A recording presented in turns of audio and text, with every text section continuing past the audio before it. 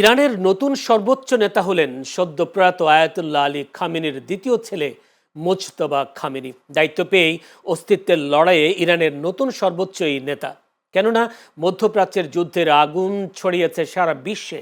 সেই লিলিহান শিখা আজ কেবল একটি অঞ্চলের ভৌগোলিক সীমানায় সীমাবদ্ধ নেই, তা বিশ্ব অর্থনীতির ফুসফুস বলে পরিচিত জ্বালানি ও সুপেয় পানির অবকাঠামোয় সরাসরি আঘাত হেনেছে। এর প্রেক্ষিতে যুদ্ধের 11তম দিনে উত্তাপ বেড়েছে তেলের বাজার সহ আন্তর্জাতিক শেয়ার বাজারেও। বিস্তারিত দেখুন আশরাফুন নাহার মালার প্রতিবেদনে। মুজতবা খামেনি এমন এক সন্ধিক্ষণে ইরানের দায়িত্ব গ্রহণ করেছেন যখন দেশটির ইতিহাসের অন্যতম কঠিন সময় পার করছে। তার সামনে এখন দ্বিমুখী চ্যালেঞ্জ। একদিকে দেশটির অর্থনৈতিক ধসের সঙ্গে উত্তরাধিকার ও স্থিতিশীলতা রক্ষা করা, অপরদিকে রয়েছে আন্তর্জাতিক ও আঞ্চলিক চ্যালেঞ্জ।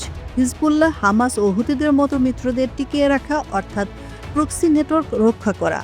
এছাড়া যুক্তরাষ্ট্র ও ইসরায়েলের কঠোর অবস্থানের মুখে ইরানের পরমাণু কর্মসূচি এবং আঞ্চলিক প্রভাব ধরে রাখা এখন অস্তিত্ব রক্ষার লড়াইয়ে পরিণত হয়েছে।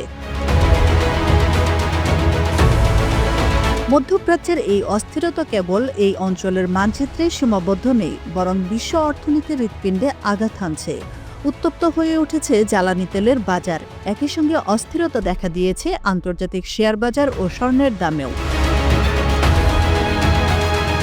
বিশ্লেষকদের মতে ইরান ভীতিকে পুঁজি করে আরব দেশগুলিকে সরাসরি তেহরানের বিরুদ্ধে একটি অভিন্ন সামরিক ফ্রন্টে দাঁড় করানোই হল ডোনাল্ড ট্রাম্প ও বেনিয়ামিন নেতানিয়াহুর এক গভীর যৌথ রণকৌশল। মধ্যপ্রাচ্যের এই আগুন যদি দ্রুত নেভানো না যায়, তবে তার আঁচ কেবল আরবে সীমাবদ্ধ থাকবে না, বরং তা পুরো বিশ্বের অর্থনৈতিক ও রাজনৈতিক স্থিতিশীলতাকে ভস্মীভূত করতে পারে।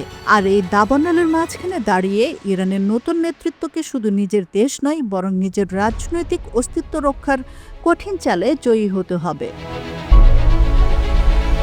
আশরাফুন নাহার মালা, চ্যানেল এস, ইন্টারন্যাশনাল ডেস্ক।